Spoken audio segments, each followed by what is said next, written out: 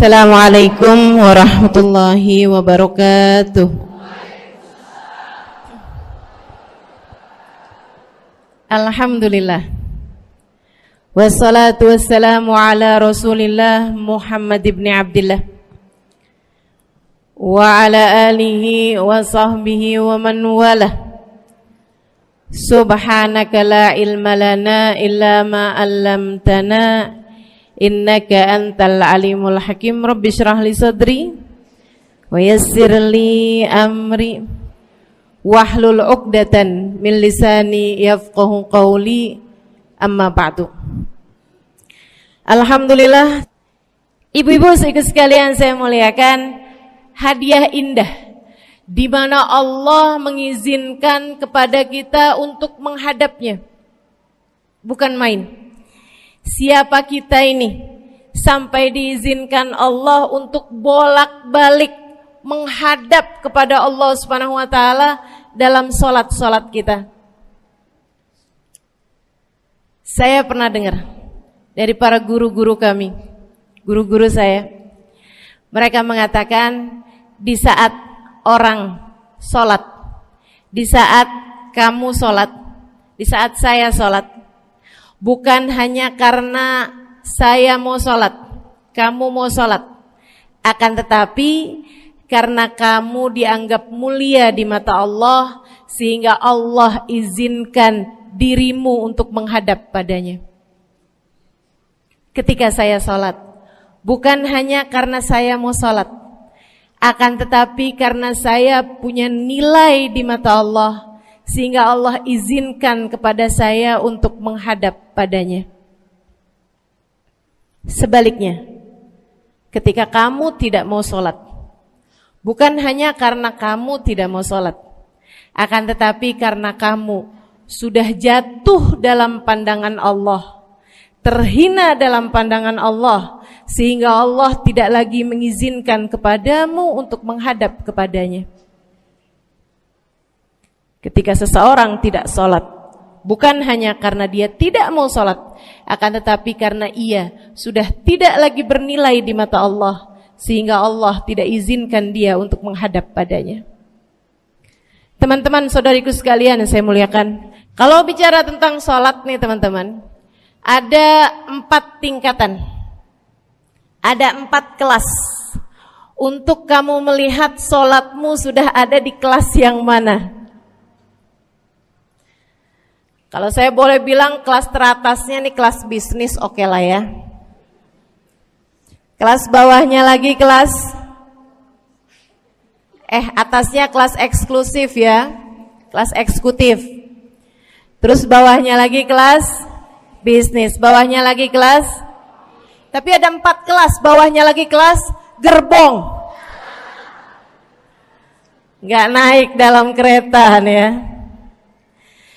Kelas yang paling bawah kita bahas nih, kelas gerbong nih.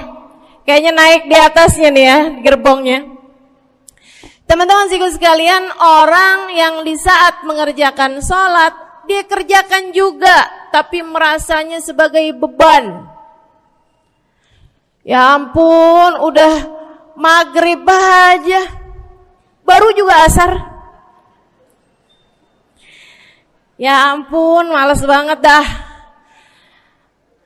Ini gak ada rusuh nih, kita kan lagi jalan-jalan nih, kita kan lagi belanja nih di Tanah Abang. Itu jamaah aja gimana sholatnya? Nah ini orang-orang yang menganggap sholatnya sebagai beban, malas kalau disuruh sholat, terutamanya subuh. Terutamanya sholat subuh. Ini Allah ceritakan orang-orang yang seperti ini adalah kelompoknya orang munafik. Na'udzubillah. Alladzina idza qamu ila sholati qamu kusala. Orang-orang yang kalau disuruh sholat bangun juga sih, tapi malas banget. Setan nih nemenin dia, kayak naroin batu di atas kepalanya, bikin dia berat mau ngerjain sholat. Kalau lagi tidur, ngipas-ngipasin matanya, bobo aja lagi. 5 menit lagi, 5 menit lagi. Bangun-bangun udah siang. Pernah terjadi padamu?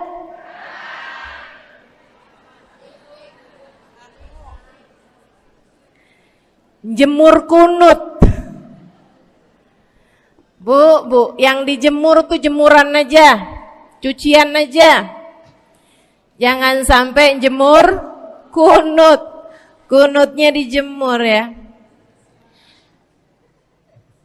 Ketika ada seseorang yang disampaikan kepada Nabi Muhammad bahwasanya orang itu tidak bangun kecuali sesudah azan subuh, artinya enggak tahajud, artinya enggak bangun di sepertiga malam terakhir, bangunnya sesudah azan subuh. Nabi mengatakan padanya tentang orang itu. Nabi bilang pada para sahabatnya, inna syaitan bala fi udhunih. Itu adalah orang yang telinganya dikencingin sama setan. Pada pernah dikencingin setan? Kalau bangunnya habis azan tuh dikencingin setan. Kalau bangunnya udah terbit matahari dikencingin siapa kira-kira? Insyaallah. Teman-teman saudariku sekalian yang saya muliakan, alladzina idza qamu ila salati qamu kusala, malas bener kalau diajakin salat, sampai sebagian salatnya dikerjakan keluar dari waktunya.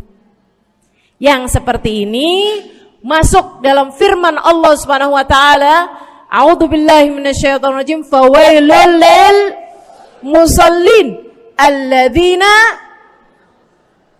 an salatihim sahun. Fawailul lil musallin alladzina hum an salatihim sahun. Celaka orang-orang yang salat. Kenapa kok orang salat celaka ya Allah? Sebab mereka an salatihim sahun, melalaikan salat mereka. Apa maksudnya melalaikan? Imam Sayyidina Ibnu Abbas dalam salah satu tafsir beliau mengatakan, alladzina yuakhiruna an waqtiha au yuqaddimuha ila ghairi waqtiha. Orang-orang yang mengakhirkan salat sampai keluar dari waktunya atau memajukannya sebelum waktunya. Mau pergi ke Tanah Abang nih, jam 11. Ntar kita ribet nih urusan sholat duhur. Dah sholatin sekarang aja. Ini orang-orang yang fawailul lil musallin. Bu, sesibuk apapun dirimu, jangan pernah ninggal sholat. Bu, lagi ngerjain perkara penting apapun kamu, jangan pernah mengakhirkan sholat. Jangan pernah mengeluarkan sholat dari waktunya. Kenapa gitu? Karena bu, sholat itu urusanmu sama Allah. Gak ada yang lebih penting daripada itu. Gak ada yang lebih penting daripada itu. Siapa yang mementingkan Allah, dia bakal dipentingin sama Allah. Siapa yang meremehkan salatnya, berarti dia telah meremehkan Allah. Siapa yang meremehkan Allah, dia akan diremehkan oleh Allah. Na'udzubillah min dzalik. Buat adik-adik jomblo, jangan pernah mau kawin sama orang yang gak sholat. Biarpun kamu udah nunggu cukup lama, kalau ada yang lamar kamu dan dia gak sholat, jangan mau bu. Dek, ibu-ibu juga, kalau ada yang janda di sini,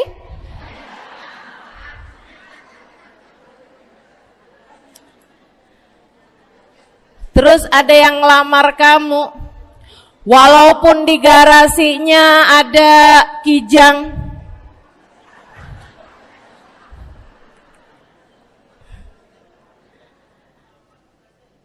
ada bebek, motor maksudnya ya, datang melamar kamu, jangan terima. Orang yang gak sholat, kamu jangan mau jadi istrinya. Kenapa? Saya kasih tahu ya, Allah aja dia tinggalin, apalagi kamu.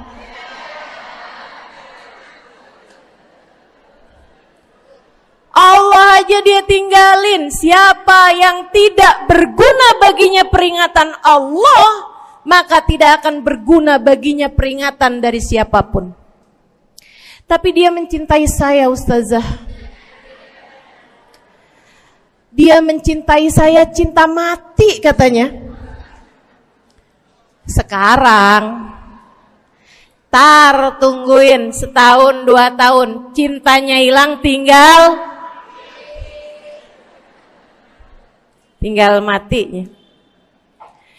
Tapi dia mencintai saya luar biasa, Ustazah. Dia tak sanggup hidup tanpa saya. Itu namanya cinta monyet. Tungguin 2 tahun, cintanya hilang, tinggal. Jangan temenan sama orang gak sholat. Dia telah jatuh di mata Allah.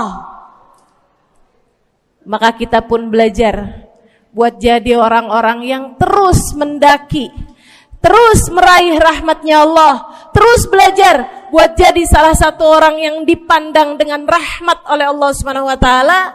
Salah satunya dengan cara kita memuliakan sholat, kita menjaga sholat. Jagain sholatnya, jangan masuk kelompok orang yang tadi itu sholatnya menjadi beban. Ini kelompok paling bawah nih. Naik ke kelas ekonomi. Tadi begitu ya? Kelas ekonomi, orang-orang yang sholatnya menjadi sebuah kewajiban. Dia kerjain, dia tahu itu wajib, dia gak akan tinggalin. Tapi sama halnya dengan kewajiban-kewajiban yang lain. Kita nih kalau mikirnya kewajiban, Bu, kalau nggak diwajibin lagi seneng. Betul nggak? Masih ada kayak beratnya gitu ngerjain sholat. Orang yang sholatnya dianggap sebagai kewajiban. Kayak anak-anak sekolah tuh, wajib pakai seragam, wajib ngerjain PR. Kalau satu hari, besok enggak wajib pakai seragam. Ada enggak ya pakai seragam? Enggak ada. Enggak ada. Enggak ada yang besoknya dia pakai seragam terus tanyain, "Kenapa kamu tetap pakai seragam?" Abisnya saya suka sama seragamnya. Enggak ada. Karena mereka menganggap pakai seragamnya adalah kewajiban. Sekolahnya sebagai kewajiban. Jadi giliran besok libur anak-anak, hore gitu. Ada orang-orang yang sholatnya dianggap sebagai kewajiban. Nggak ada yang nambah kalau kewajiban tuh. Sholat sunnah boro-boro. Sholat wajib aja kalau bisa dibikin sesingkat mungkin akan dilaksanakan dengan cara yang sesingkat-singkatnya.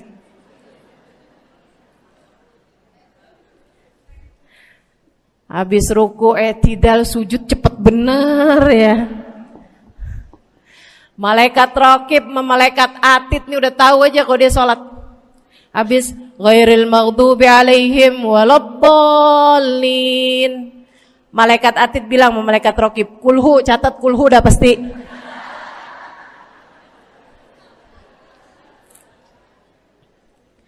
Kulhu aja gak kelar-kelar. Teman-teman saudariku sekalian yang saya muliakan, sholatnya dianggap sebagai sebuah kewajiban. Nggak nambah dengan sunnah, namanya wajib. Kita naik lagi insya Allah. Sholatnya kita naikkan dari yang kewajiban kita naik menjadi kelas bisnis, sholatnya sebagai sebuah kebutuhan. Bu, mudah-mudahan nih ibu-ibu, teman-teman semuanya yang sedang menyimak kajian pada hari ini, saya doakan, karena saya berharap saya pun juga didoakan, agar menjadi salah satu orang yang sudah berada dalam tingkatan ini. Sholat kita tahu adalah kebutuhan kita. Sama kayak kebutuhan makan, Bu. Ibu kenyang nggak kalau makan nasi doang 2 piring? Kenyang. Siapa yang bilang nggak kenyang? Kalau kamu makan nasi doang sepiring, kenyang apa nggak kenyang? Kenyang. Akan tetapi pasti ibu-ibu mau nambah dah. Nambah apaan? Lauk. Nambah lauknya. Ada ikan asin, ada sayur asem, langsung pada lapar nih. Ada sambal, Masya Allah, ada tempe goreng. Udah ibu ya, tetangga lewat kagak nyadar. Masya Allah. Teman-teman saudara sekalian, kita nambah, bahkan udah kenyang pun kita masih cari lagi tambahan. Makanan apa nih yang bisa kita makan? Karena kita tahu makan adalah sebuah kebutuhan kita. Kita perlu sama makan. Kita butuh sama makan. Maka demikian pula dengan orang-orang yang sholatnya sudah dia tahu adalah sebagai sebuah kebutuhan. Cukup sih duhur 4 rakaat, dia nambah.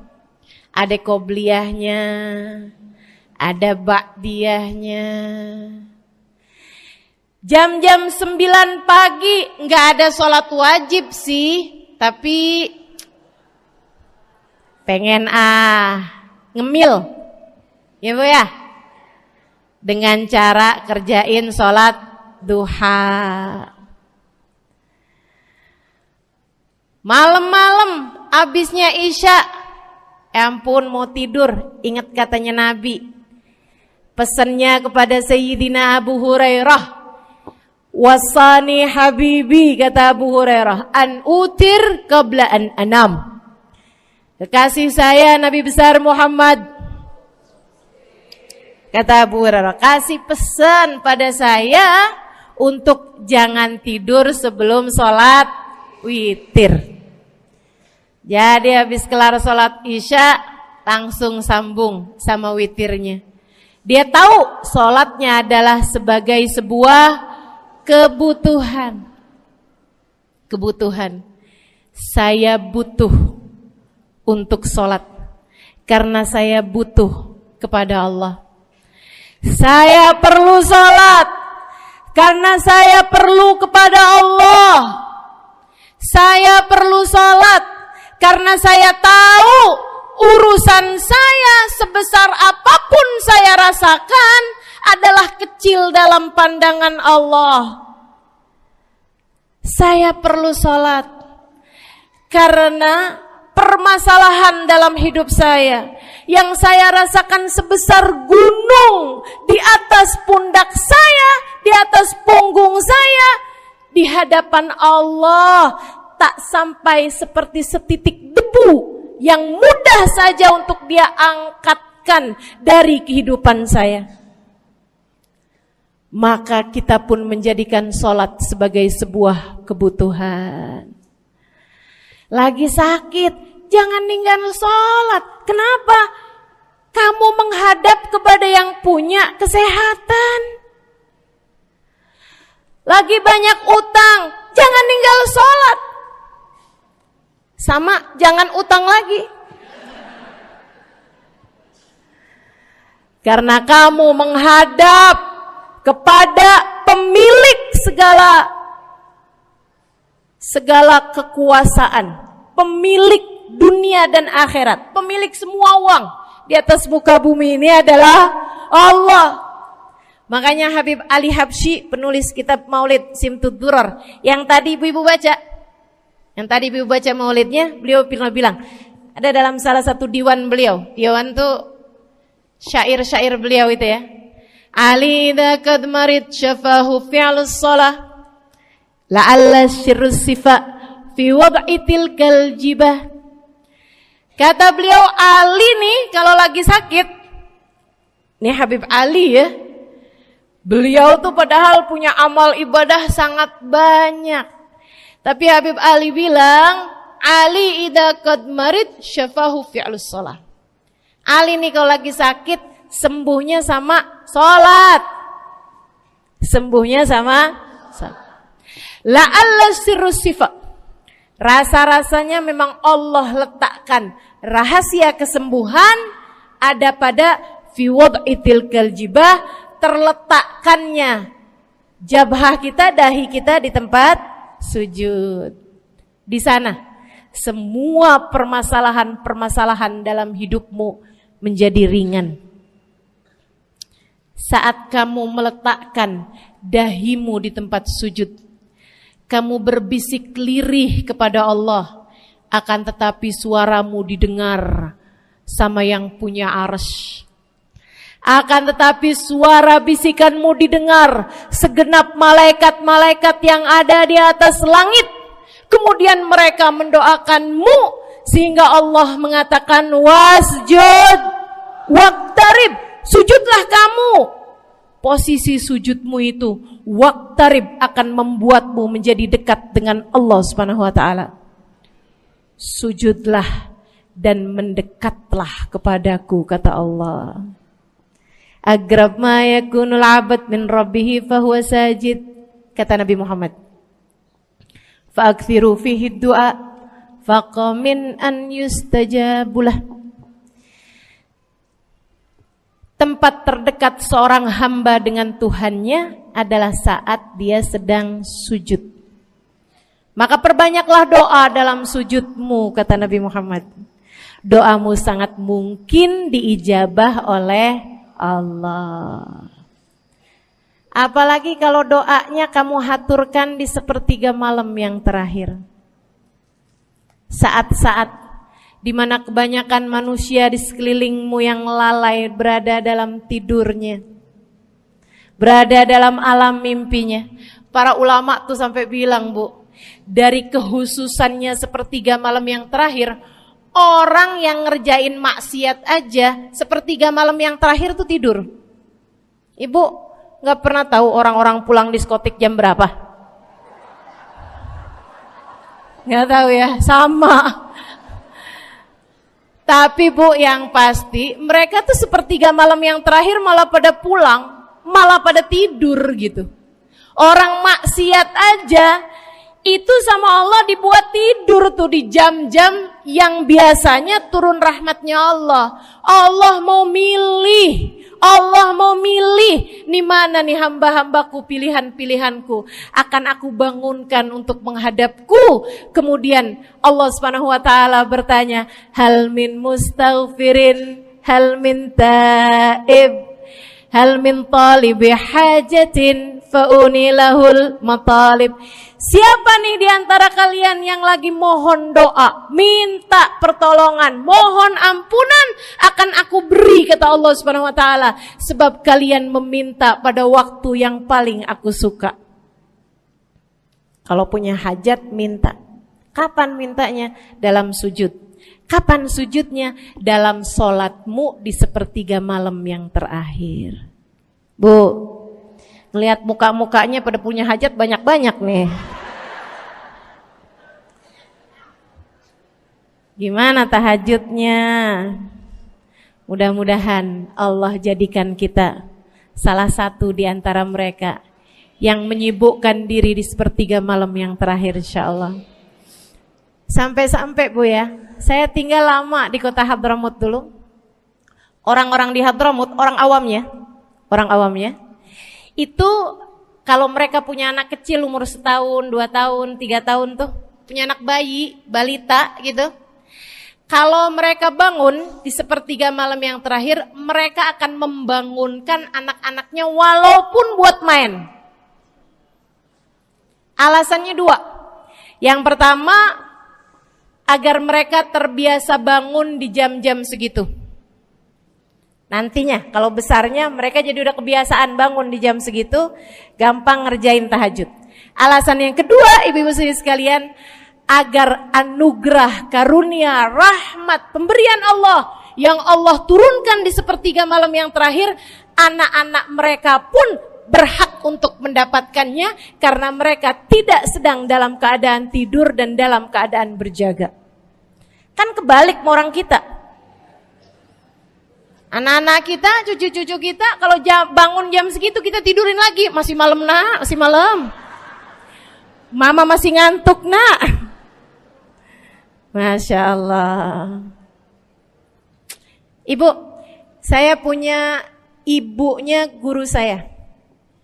Saya punya guru salah satunya dan yang tercinta di hati saya, Sayyidil Habib Umar bin Hafid. Guru saya. Beliau punya ibu namanya Hubabah Zahra. Almarhumah, baru meninggal masa-masa deket pandemi. Ya Bu ya, baru aja beberapa tahun silam meninggalnya. Itu ibu-ibu sekalian punya anak kalau nggak salah 12. Kalau nggak salah 12 anak beliau. Laki-laki 5. Kalau saya nggak salah ya, mohon maaf kalau saya salah. Kemudian yang perempuan 7. Semuanya soleh-solehah.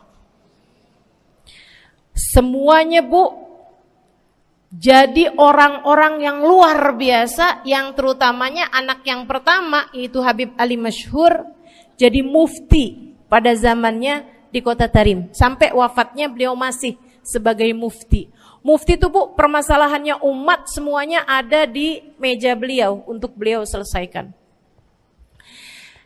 Anak yang laki-laki yang paling kecil, Habib Umar bin Hafid, menjadi kita tahu semuanya ya, orang soleh, ulama, waliullah.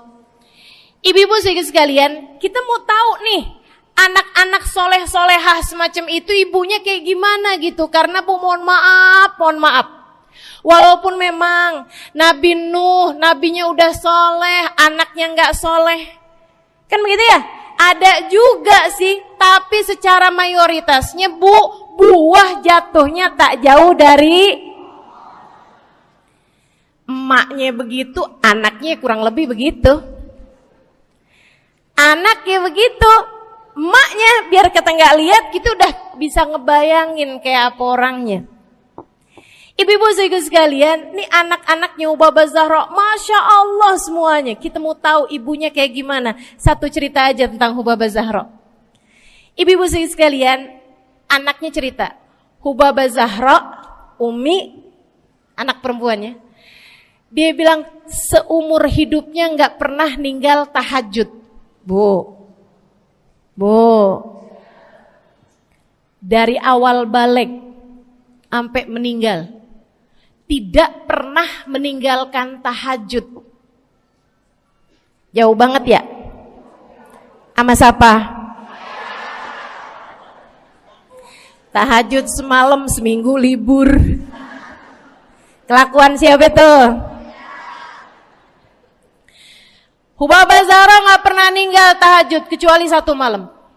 Satu malam itu beliau tuh lagi ada hajat besar, maksudnya lagi kayak ada acara pernikahan, kemudian beliau juga kelelahan, kecapean, baru tidurnya juga jam-jam 2, jam-jam mau jelang pagi Bu ya. Kelewatan tahajud. Bangun pas azan subuh.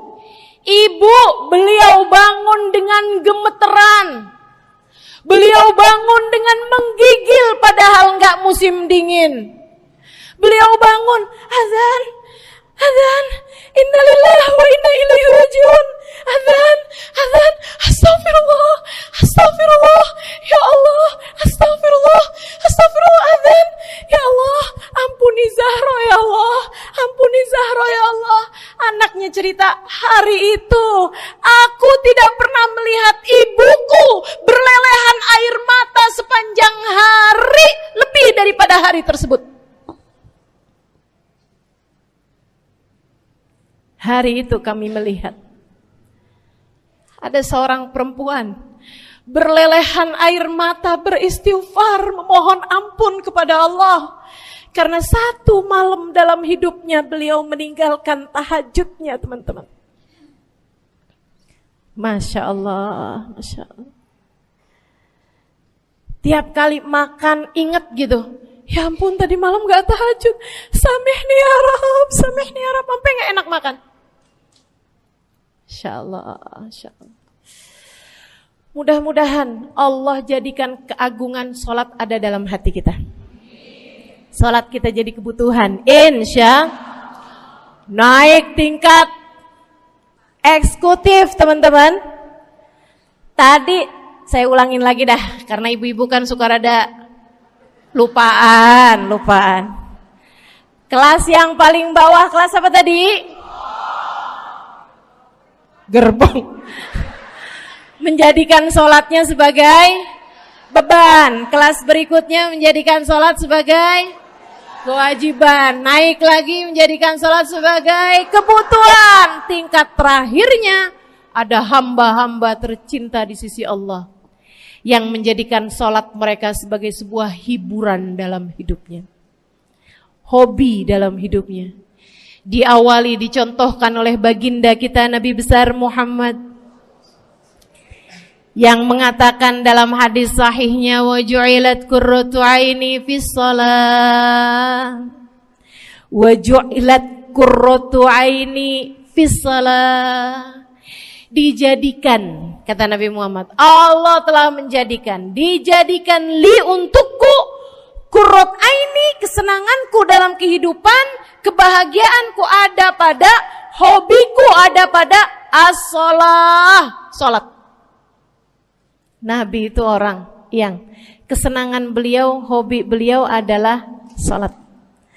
Kana idza faza'ahu amrun aladha ila shalah. Kata para sahabat meriwayatkan, Nabi kalau lagi dengar kabar-kabar yang gak enak, segera menuju kepada sholat. Nabi kalau udah ada kabar-kabar Rasul pasukan kita terkalahkan di medan peperangan, Nabi ngelihat Bilal. Kemudian Nabi Muhammad nanya, udah dekat waktu sholat Bilal? Sebentar lagi Rasul, arihni bihaya Bilal, arihni bihaya Bilal. Yuk Bilal, santaikan diri saya Bilal, tolong hibur diri saya Bilal. Segera azan dan kita akan sholat bersama-sama wahai Bilal. Kesenangan beliau, hobi beliau dalam sholat, dalam hidup adalah sholat.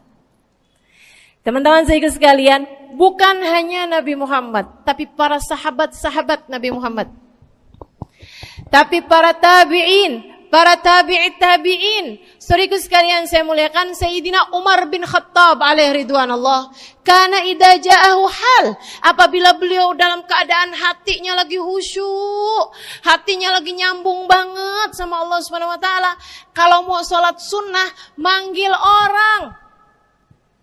Beliau sholat dalam masjid, ada orang mau sholat sunnah, ada orang lagi baca Quran dipanggil sama beliau. Kamu saya bayar ya, kamu duduk sebelah sini saya nih, baca Qurannya deketan saya sini, kamu saya bayar. Buat apaan wahai Sayyidina Umar? Buat negur saya, ngingetin saya lagi sholat nih. Oh gak usah dibayar Tuan. Yaudah kalau gitu kamu duduknya sebelah sini ya. Tugas saya apa Tuan? Kalau kamu lihat saya sholat berdirinya kelamaan, ingetin saya buat ruku. Kalau kamu lihat ruku saya kelamaan gak bangun-bangun, ingetin saya buat bangun. Kalau kamu lihat sujud saya kelamaan, ingetin saya buat duduk. Karena saya sekarang ini kalau lagi berdiri baca Al-Quran, lupa buat ruku. Dari nikmatnya bacaan Quran beliau. Baik Tuhan, sholat, baca Fatihah, habis itu baca Quran. Surat Al-Quran, dapat selesai satu, kok masih enak, baca lagi, masih enak lagi, baca lagi. Yang sebelah beneran nih gak ruku-ruku. Beliau berdiri kemudian bilang, Tuan ruku, gak kedengeran. Beliau berdiri deketin telinganya, Tuan ruku, belum kedengeran juga. Ruku, Allahu Akbar. Sayyidina Umar bin Khattab. Tabi'in, Sayyidina Ali Zainal Abidin. Pernah lagi sholat, rumahnya kebakaran, teman-teman.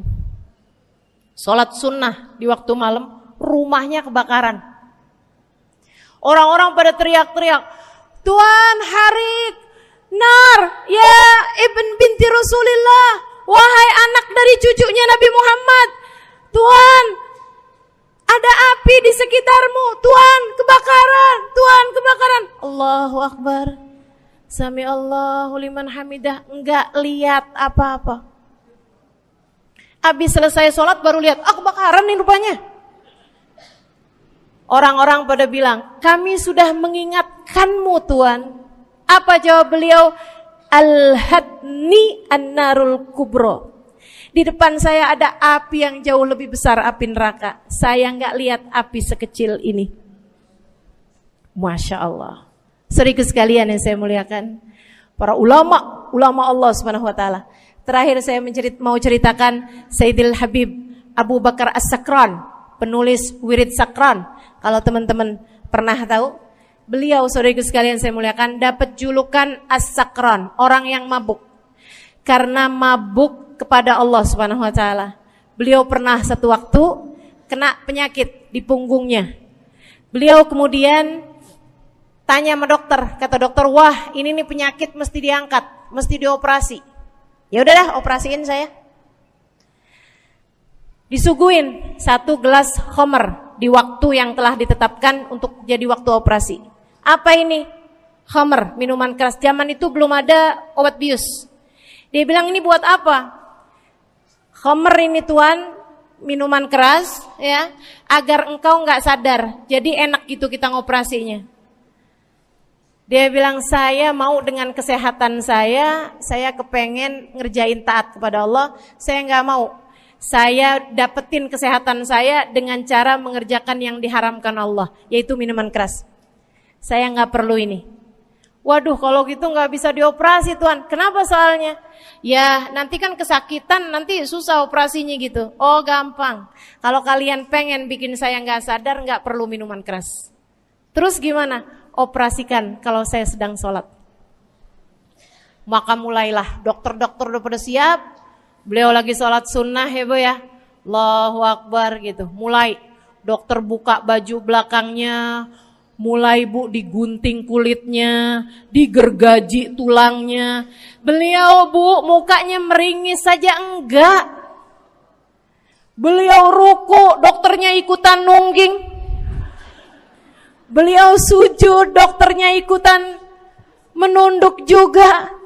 Beliau sholat nikmat banget. Sampai beliau selesai dari sholat, beliau nanya sama dokter-dokternya, kenapa gak nurut tadi tuh waktu saya sholat mestinya operasi. Kata dokter, udah selesai Bib dari tadi. Masya Allah. Radiyallahu ta'ala anhum wardahum. Ini bukan kelas-kelas kita. Saya cuma ceritain aja sama ibu-ibu. Bukan berarti ibu-ibu nanti pas waktu sakit bilang sama dokter-dokter gak usah dibius. Beda hati Bu, beda hati. Ibu ya, beda iman, beda semuanya kita sama mereka. Yang pasti, makanya saya kan yang ini gak doa nih. Pas yang kebutuhan tuh baru saya doa. Kenapa? Karena kayaknya tingkatan kita dah Bu ya. Mentok dah di sampai kebutuhan itu dah. Insyaallah, mudah-mudahan Allah jadikan kita orang yang menjaga salat insyaallah. Rabbi jalni muqimas shalah wa min dzurriyyati amin. Rabbi jalni muqimas shalah wa min dzurriyyati amin. Rabbi jalna muqimis shalah wa min dzurriyyatina rabbana wa taqabbal du'a. Ala hadhihi niyyah bi kunniyah salihah ila hadratin nabi al-fatihah.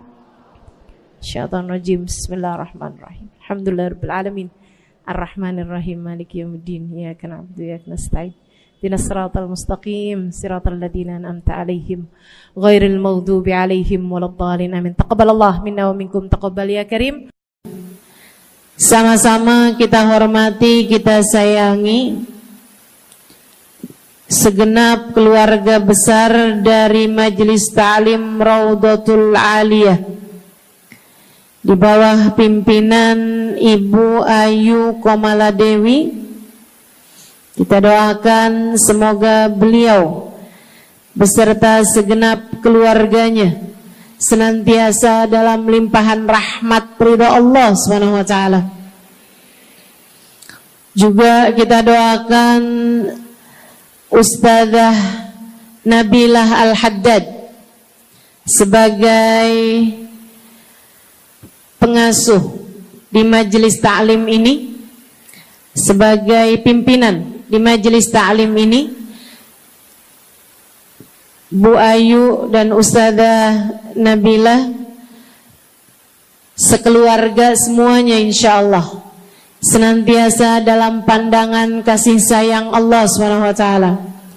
Panjangkan umurnya, disehatkan badannya, dimudahkan urusannya, kabulkan hajatnya, semakin dicinta Allah SWT dan Rasulnya.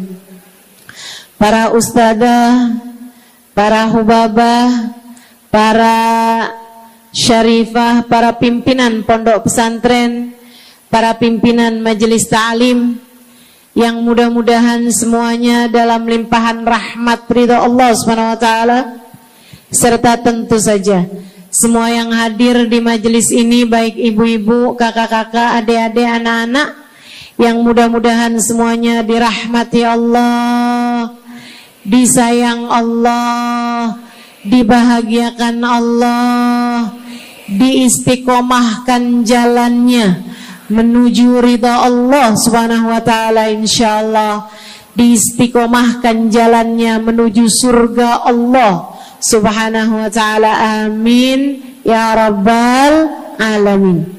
Qul amantu billah thumma istaqim, kata Nabi Muhammad sallallahu alaihi wasallam kepada seorang pemuda yang meminta nasihat. Ya Rasulullah, ausini, wahai Rasul, tolong nasihati aku.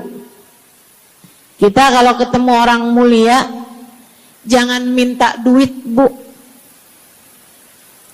Kita kalau datang ketemu sama orang-orang yang kita tahu doanya mustajab, sangat soleh, hidupnya baik, apalagi jika dia adalah kekasih-kekasih Allah Subhanahu wa taala. Kamu kalau berjumpa dengan ulama, jangan minta sesuatu yang duniawi. Tirulah para sahabat ketika berjumpa dengan Nabi Muhammad. Biasanya mereka meminta satu dari dua hal. Yang pertama, mereka minta doa.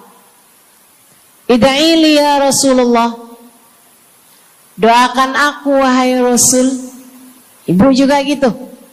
Kalau ketemu sama ulama, ketemu orang soleh, ketemu kiai, ketemu habib yang kita tahu doanya mustajab, bertemu hubabah, mintalah doa. Tapi jangan hanya sekedar urusan doa duniawi, Bu. Doa duniawi itu yang gimana, Ustazah? Doa yang kalau diijabah nggak akan manfaat begitu kamu masuk dalam alam kubur. Itu namanya doa duniawi. Ustazah, doakan saya biar saya cepat kebeli rumah. Bu, kalau mati rumahnya dibawa gak? Ustazah, doakan saya kepengen beli HP baru. Dibawa gak HP-nya? Enggak. Itu namanya doa duniawi. Ustazah, Doakan biar suami saya tambah cinta.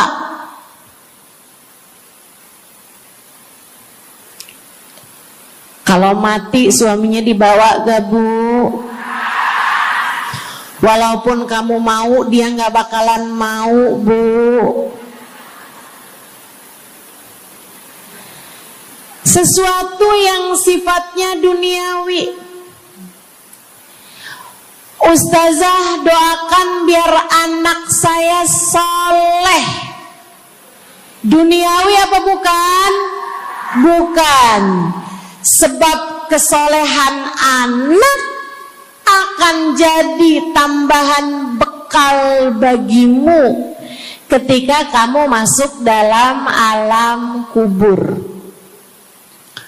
Jadi nggak boleh nih ustazah doa urusan duniawi atau minta didoakan urusan-urusan duniawi. Boleh, tapi jangan cuma itu. Nanti takutnya kamu nyesel. Kalau selama di dunia kamu doanya hanya untuk urusan dunia, takutnya begitu masuk dalam kuburan sudah tidak ada lagi doa yang akan Allah ijabah untukmu ketika kamu ada dalam alam kubur nanti. Sayang-sayang. Jadi kalau doa, prioritaskan urusan akhirat. Insya saya berasa banget jadi orang yang sering dimintain doa sekaligus juga sering minta doa. Saya kalau ketemu orang soleh, ketemu habaib, ketemu hubabah, saya akan minta doa, nggak pernah minta duit saya. Ida'ili ya hubabah, ida'ili ya habib. Serius sekalian, sebagai orang yang sering juga dimintain doa, ustazah doakan saya. Banyak tuh. Saya merasakan perbedaannya saat saya ada di Tarim sama ketika saya sudah pulang dan kembali ke negeri ini. Waktu saya di Tarim, orang kalau minta doa sama saya, usik berdoa, tolong ya doain saya. Saya suka tanya, doa apa? Selalu aja, hampir semuanya mengatakan hal yang sama. Ida'ili bihusnil khatimah. Doakan saya biar husnul khatimah. Begitu nyampe ke Indonesia, kalau ada orang bilang ustazah doain saya, biasanya lanjut tuh doanya, minta apa langsung dibilang, nggak pakai tanya. Ustazah doain saya biar utang cepat lunas. Ustazah doain saya biar cepat dapat jodoh. Ustazah doain saya biar jadi orang kaya. Ustazah doain saya biar suami nggak mendua. Ya Allah, ternyata kebanyakan orang kita kalau minta doa seringnya urusan duniawi. Bukan berarti nggak boleh, boleh aja sih. Cuman takutnya begitu kamu mati nyesel kalau semua doamu selama ini adalah sesuatu yang tidak ikut kamu bawa ketika kamu mati. Kalau kita lihat para sahabat ketika mereka berjumpa dengan Nabi Muhammad, selalu saja banyak di antara mereka yang minta doa. Nabi pernah tanya, doanya apa? Macem-macem jawaban para sahabat. Ada yang begini, Harithah menjawab, ida'ili an yarzuqani Allah asyhada fi sabilih. Rasul, doakan saya biar saya dikaruniai mati syahid di jalan Allah. Ada lagi yang lain doanya, ya Rasulullah, id'ili an yarzuqani Allah murafaqatan bika ya Rasulullah. Doakan biar saya nanti di masa sesudah kematian saya, di masa akhirat nanti bisa mendampingimu wahai Rasulullah, bisa berjumpa denganmu wahai Rasul, bisa ada dalam rombonganmu wahai Rasulullah.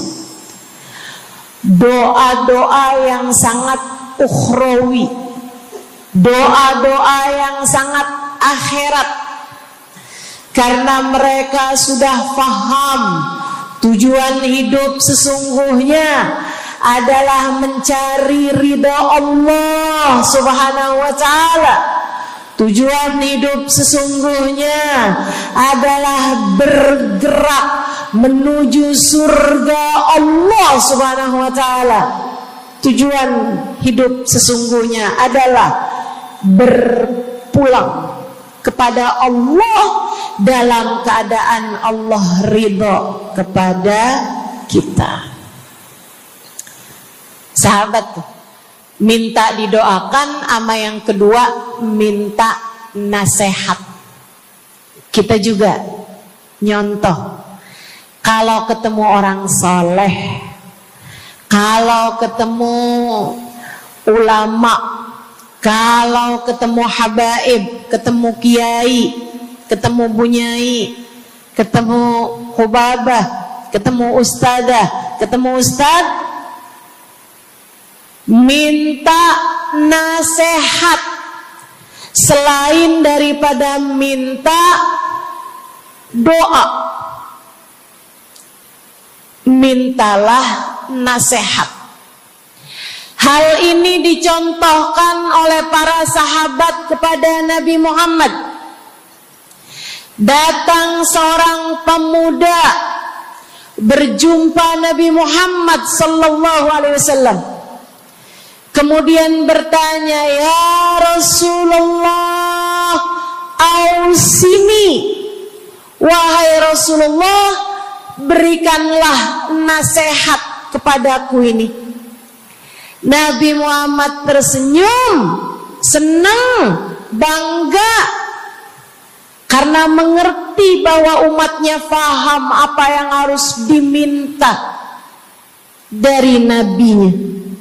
Nabi berkata kepadanya, qul amantu billah thumma istaqim. Kata Nabi Muhammad, ucapkanlah, aku beriman kepada Allah, kemudian istiqomahlah kamu di jalan Allah. Nasihat Nabi Muhammad buat pemuda tersebut, nasihat Nabi Muhammad buat pemuda-pemuda umatnya sepanjang zaman. Nasihat Nabi Muhammad buat umatnya, baik yang muda maupun yang tua, baik laki-laki maupun perempuan, baik yang pintar maupun yang kurang pintar. Semua umatnya dinasehati sama Nabi Muhammad. Karenanya akan saya sampaikan hal ini kepadamu hari ini. Quli, ucapkanlah, amantu billah, aku beriman kepada Allah. Tsumastaqimi, kemudian istiqomahlah kamu, wahai saudariku, di jalan Allah. Katakanlah, aku beriman kepada Allah. Kemudian istiqomahlah. Istiqomahlah. Nasihat yang sangat indah dari baginda kita Nabi besar Muhammad, yang Allah karuniakan kepadanya jawami'al kalim, dapat selalu berbicara dengan kata-kata yang ringkas tapi padat. Nabi itu ucapannya ringkas tapi padat. Nggak kayak saya, Bu, udahlah panjang dan ya, mudah-mudahan Allah jadikan ucapan-ucapan kita jadi kalimat-kalimat yang akan membawa kita menuju surga. Jadi ucapan-ucapan yang akan bawa kita menuju ridha Allah Subhanahu wa taala. Ibu-ibu, kita sama-sama belajar biar kalau ngomong itu enggak panjang-panjang, akan tetapi bermutu, berkualitas. Terutama Bu, ibu kalau ngomong sama anak-anak ibu, kadang-kadang panjang bener. Padahal itu aja, anak sampai hafal. Iya mah, katanya gitu. Betul gitu?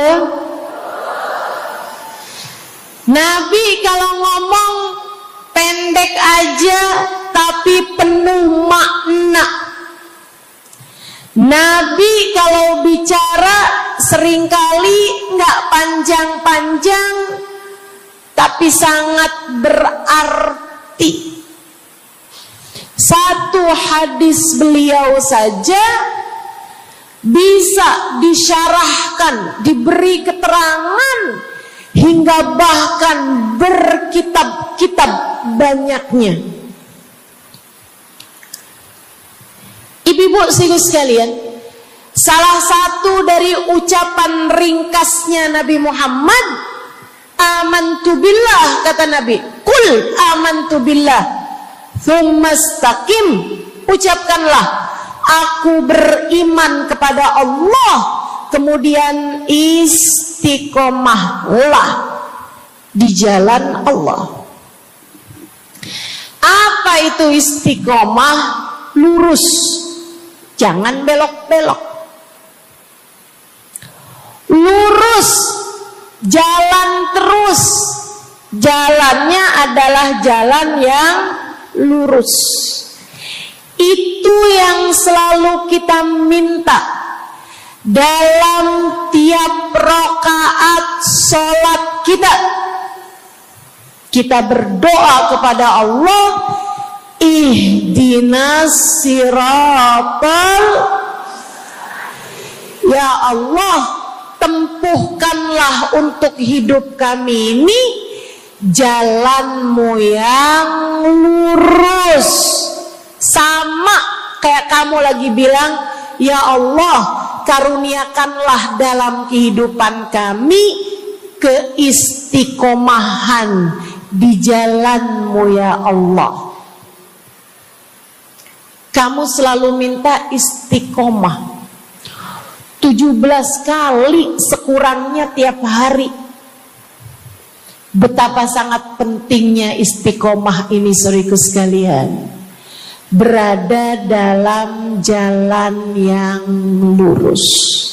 Saya mau bahas jalan lurus yang dimaksud ini apa aja. Satu,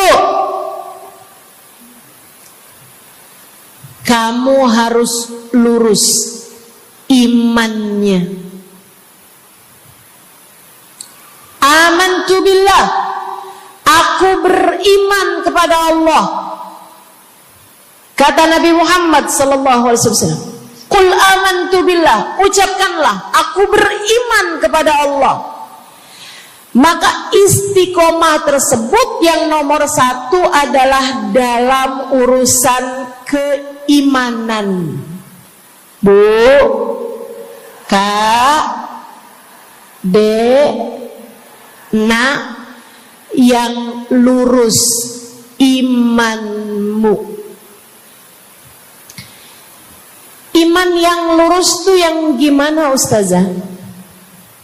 Iman yang lurus adalah memahami dua kalimat syahadat yang menjadi pintu gerbang keimananmu. Orang kalau masuk Islam, dia jadi orang yang beriman, dia mengucapkan kalimat syahadat. Apa itu? La ilaha illallah. Yang pertama. Yang kedua, Muhammad Rasulullah. Tidak ada Tuhan selain Allah. Itu harus kamu miliki dalam hatimu secara lurus, istiqomah. Gak ada Tuhan selain Allah. Jangan hari ini Tuhannya Allah, besoknya Tuhannya duit. Apapun aja yang disuruh sama duit, yang ada duitnya, yang haram-haram pun diterjang. Lah kenapa begitu? Saudaraku sekalian, qul amantu billah, ucapkan, aku beriman kepada Allah, aku faham arti la ilaha illallah. Tidak ada Tuhan selain Allah. Tidak ada yang mengatur kehidupan selain Allah. Tidak ada yang memberi rezeki selain Allah. Maka berimanlah kepada Allah. Kalau ada istri bilang sama suaminya, kalau kamu nanti pulang bawa duit, ahlan wa sahlan, selamat datang. Tapi kalau kamu pulang nanti nggak bawa duit, silakan tidur di luar.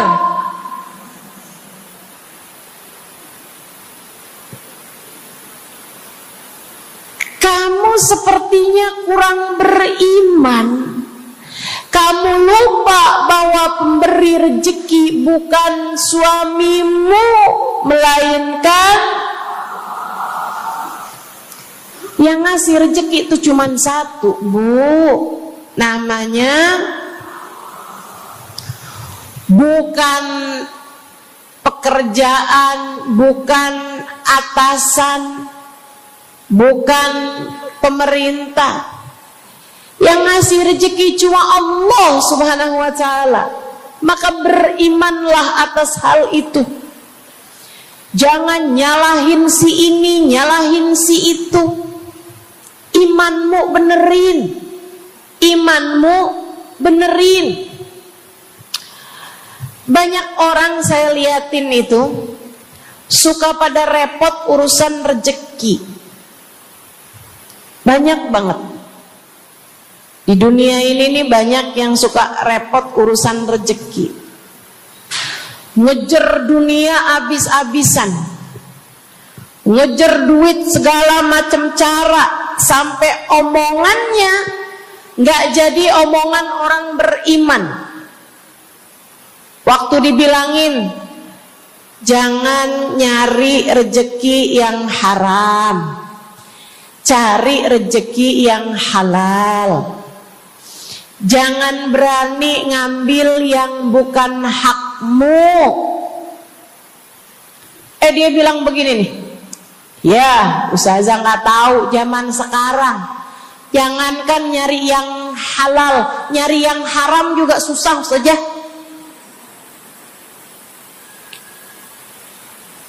Itu omongan orang gak beriman. Kamu mesti ngerti dulu, kalau yang kamu minta adalah urusan rezeki, dengerin. Kalau yang kamu minta urusan rezeki, kamu harus datang kepada alamatnya, yang sering kali membuat kamu setengah mati urusan rezekimu, sampai mau-maunya menghinakan diri, minta-minta sama orang, berharap dari orang. Seorang ibu berharap dari anaknya, seorang istri berharap dari suaminya. Saudariku sekalian, yang sering kali membuat kamu tersiksa urusan rezeki adalah karena kamu salah alamat. Kamu salah alamat. Kamu sedang tersesat jalan. Kamu sedang salah arah. Makanya jadinya kemana-mana kamu nggak nemu. Orang alamatnya aja salah. Ini kalau kamu mau ke Kubah Mas, tapi kamu perginya ke Taman Mini, nyampe apa nggak nyampe?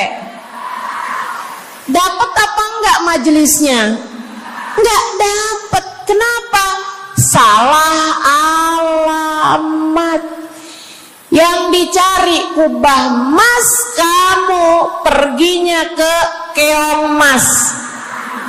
Nggak nyampe, nggak dapat. Saya kasih tahu padamu, alamat rezekimu ada pada Allah. Alamat rezekimu ada pada Allah. Alamat rezekimu ada pada Allah. Maka berimanlah kepadanya, fahamilah arti la ilaha illallah. Tidak ada Tuhan kecuali Allah. Gak ada yang ngasih rezeki selain kamu. Lagi sakit, kamu mau nyari obat, saya kasih tahu alamat obatmu. Alamat yang bisa menyembuhkanmu hanya satu, namanya urusan rezeki. Allah sudah bilang, huwar razzaq dzul quwwatil matin. Allah lah satu sang pemberi rezeki. Allah lah satu sang pemilik kekuatan sejati. Jadi kamu kalau mau nyari rezeki, datanglah ke alamatnya, datanglah kepada Allah. Kamu lagi mau nyari kesehatan, jangan salah alamat. Datanglah kepada sang pemilik kesehatan. Alamatnya yaitu Allah yang telah mengatakan, fa idza maridtu fa huwa yashfin. Katanya Nabi Allah Ibrahim, apabila saya sakit, maka hanya Allah lah yang maha menyembuhkan. Berarti nggak boleh pergi ke dokter gitu Ustazah? Silahkan pergi ke dokter, pergi ke apotik, datang kepada orang yang doanya mustajab, minta didoakan. Tapi semua hanyalah sebab, semua hanyalah wasilah. Sang penyembuh sejati adalah Allah. Saudariku sekalian yang saya muliakan, kalau kamu merasa saya lemah Ustazah, gak punya kekuatan, kalau kamu merasa saya bodoh Ustazah, saya tidak mengerti di mana alamat ilmu, di mana alamat pengetahuan, Bu, Kak, Nak, anak-anak nih yang masih lagi belajar di pondok pesantren, yang masih lagi belajar di mana-mana, saya kasih tahu padamu, alamat ilmu ada pada Zat yang Maha Satu, namanya Allamal insana malam ya'lam. Allah lah yang mengajari manusia apa yang tidak dia ketahui. Pengen dapat ilmu, datanglah kepada Allah. Pengen punya kekuatan, datanglah kepada Allah. Saya udah tua Ustazah, saya janda pula Ustazah, saya nggak punya kekuatan ya Ustazah. Kekuatanmu hanya ada pada Zat yang Maha Satu, Allah Subhanahu wa Ta'ala. Datanglah selalu padanya. Imanmu jangan biarkan ia naik turun. Imanmu biarkan ia kokoh di dalam hatimu. Jangan percaya kalau ada yang bilang kekuatan ada pada uang. Jangan percaya. Percaya hanya satu aja, kekuatan ada pada Allah. Jangan percaya orang bilang kekuatan ada pada kecantikan. Kalau kamu cantik, kamu kuat, suamimu gak akan kemana-mana. Jangan percaya, Bu. Percaya hanya satu aja, kekuatan ada pada Allah Subhanahu wa Ta'ala. Kamu takut terjadi hal-hal yang buruk bagimu, bagi anak-anakmu.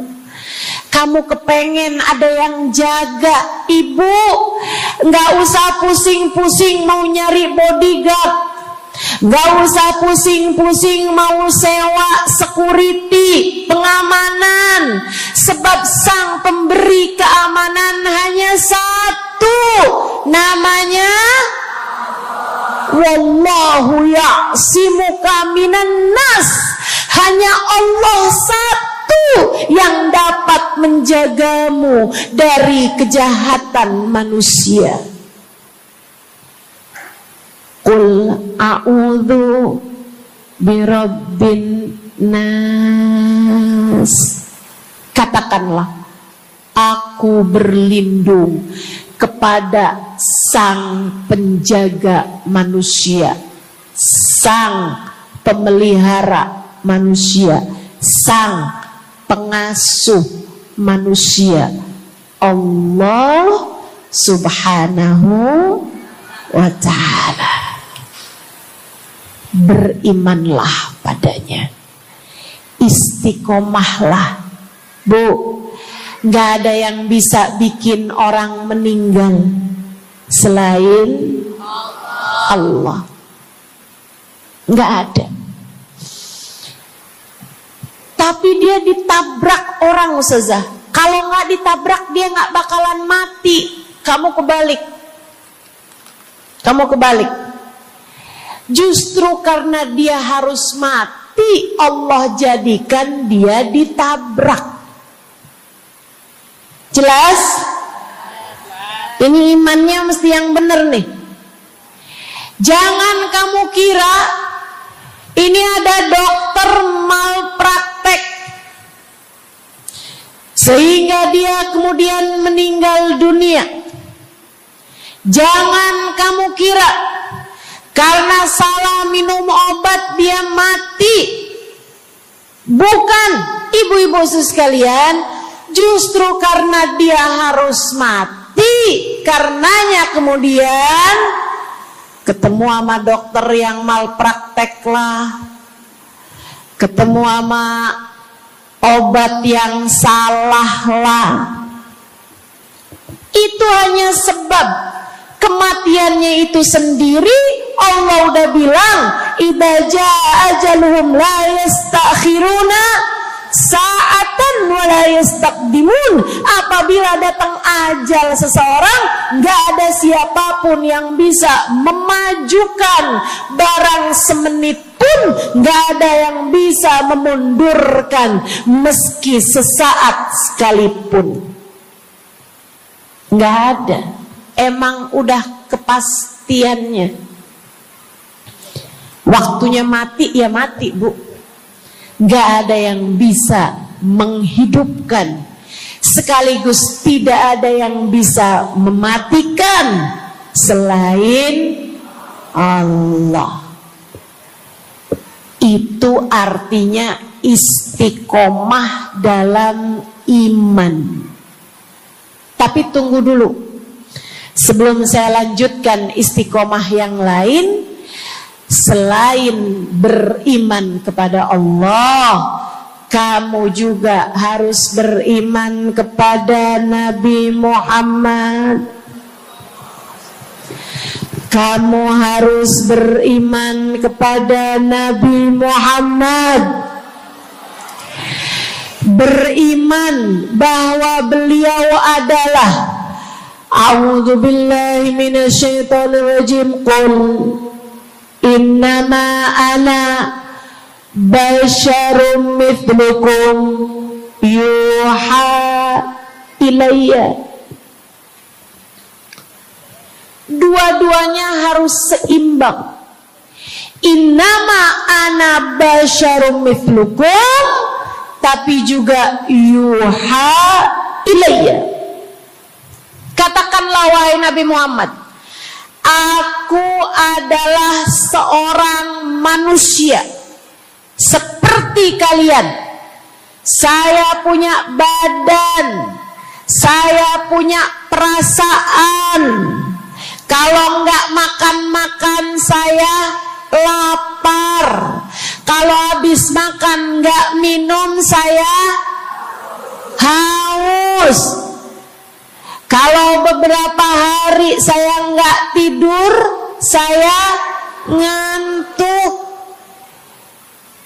Qul innama ana basyarun. Sampaikan kepada manusia, aku adalah seorang manusia seperti kalian juga. Ama anak cinta, lama nggak ketemu sama istri, kangen. Katakan wahai Nabi Muhammad, ana basyarum mithlukum, saya manusia seperti kalian juga. Kalau ada yang disayang kemudian meninggal, sedih. Karena Nabi adalah seorang manusia.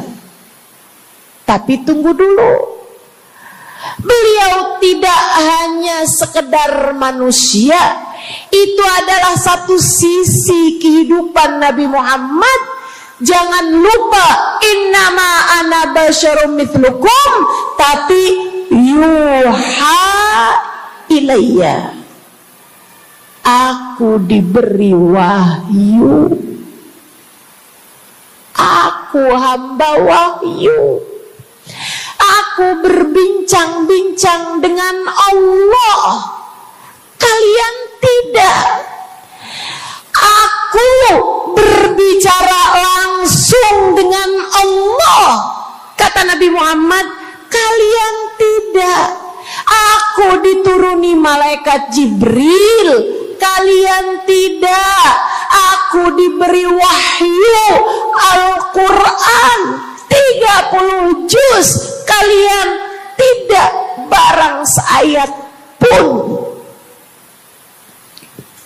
Nih, kalau saya perhatikan, imannya umat manusia yang beriman kepada Allah sekalipun menjadi cacat ketika tidak beriman kepada Nabi Muhammad. Lihatin, mohon maaf, orang Yahudi, Bu, beriman kepada Allah. Kamu kalau nanya sama orang Yahudi, Tuhanmu siapa? Allah.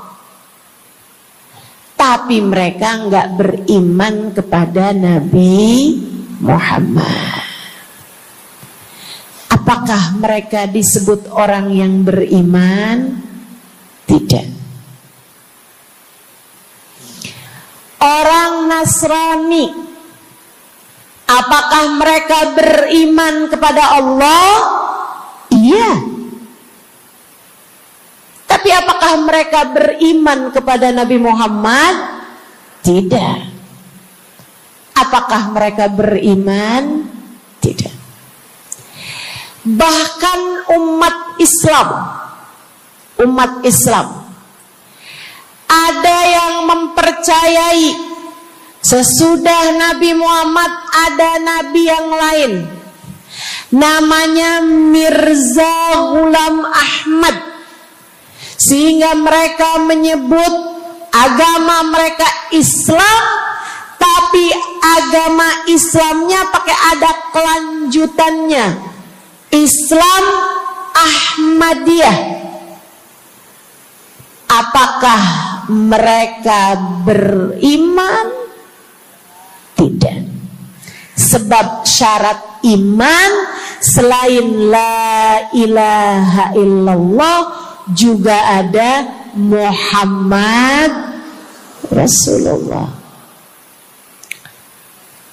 Bahkan, Bu, ada banyak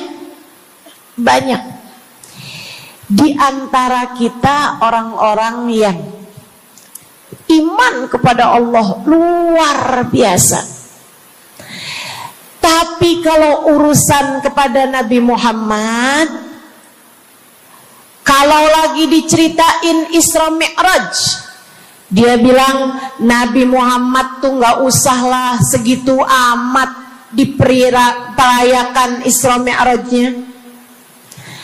Nabi Muhammad tuh Isra Mi'raj cuman sekedar ruhnya aja, badannya nggak pakai Isra Mi'raj. Jadi Nabi itu orang ngelihatnya kayak tidur aja, ruhnya aja yang melayang-layang. Isra Mi'raj bener, tapi ruhnya aja, badannya nggak pakai pergi. Jadi kalian nggak usah berlebih-lebihan sama Isra Mi'raj. Oh, kenapa gitu? Kamu nggak percaya sama Isra Mi'raj, sama badan-badannya Nabi sekalian? Kamu nggak percaya, kenapa? Ya karena itu nggak masuk akal. Manusia kan nggak bisa kayak gitu. Nabi Muhammad kan manusia. Kamu lupa bahwa Nabi walaupun manusia, beliau adalah yuha ilayya. Beliau adalah hamba wahyu. Ketika diceritakan tentang mukjizatnya Nabi Muhammad yang bisa memperbanyak makanan, bahkan ada ghazal, ada rusa yang berbicara dengan Nabi Muhammad, ada unta yang sujud kepada Nabi Muhammad, ada pohon yang datang kepada Nabi Muhammad dengan mencabut akarnya, kemudian berjalan dengan akarnya menuju Nabi Muhammad. Ketika dipanggil, kemudian sujud pohon tersebut kepada Nabi Muhammad sallallahu alaihi wasallam dan bertanya, "Mengapa engkau memanggilku wahai Nabi?" Dia nggak percaya, nggak masuk di akal. Itu hanyalah dongeng. Kita bilang tapi hadisnya sahih. Riwayatnya Ibnu Mas'ud yang menceritakan hal itu, hingga bahkan Sahibul Burdah menuliskannya. Katanya Sahibul Burdah Imamul Busiri, ja'at lidakwatihil asjaru sajibatan tamshi ilaihi ala saqin bila qadami. Datang ketika dipanggil sama Nabi Muhammad pepohonan. Mereka datang dengan, mereka berjalan dengan akar-akar mereka, kemudian sujud di hadapan Nabi Muhammad. Ini tentang iman. Mereka nggak percaya. Mereka ngakunya paling beriman. Mereka ngakunya paling lurus imannya. Tapi kenapa kalau mengenai Nabi Muhammad kamu menjadi timpang? Ketika melihat orang ramai-ramai bersolawat kepada Nabi Muhammad, mereka kegerahan. Ketika melihat orang-orang ramai datang ke majelis-majelis maulid, merayakan, bergembira atas lahirnya Nabi Muhammad, mereka kegerahan sampai mereka bikin GAM. Apaan tuh? Gerakan anti maulid. Oh, ada lagi mereka menyebut diri mereka GAS. Apaan tuh? Saya tanya. Gerakan anti solawat lah. Kenapa kamu kegerahan sama Nabi Muhammad? Hah? Kenapa kamu ngerasa kayak takut banget umat begitu cinta sama Nabi Muhammad? Ada apa denganmu? Kamu lupa Nabi Muhammad memang manusia, tapi qul innama ana basyarum mithlukum yuha ilayya.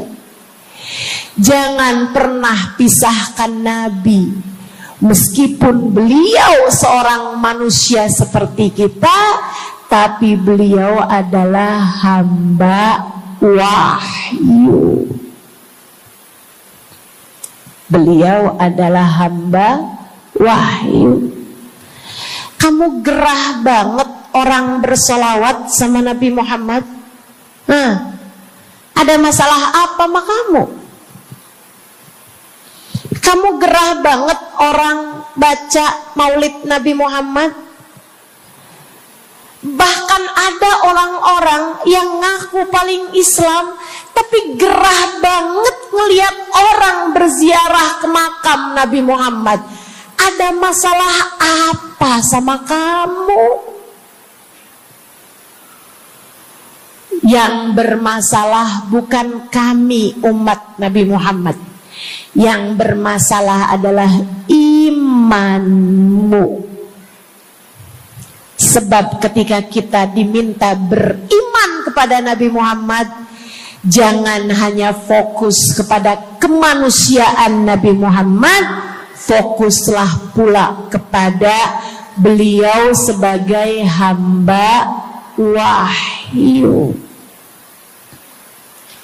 Saudaraku sekalian yang saya muliakan, istiqomah dalam iman. Beriman kepada Allah, beriman kepada Rasulullah. Cinta kepada Allah, cinta kepada Rasulullah. Cinta kepada Rasulullah, cinta kepada keluarga Rasulullah, cinta kepada sahabat Rasulullah, dan istiqomahlah dalam cinta tersebut. Jadi istiqomah menuju ridha Allah yang pertama adalah istiqomah dalam iman. Yang kedua, istiqomah dalam taat. Bu, Kak, istiqomah dalam taat. Kamu disuruh sholat,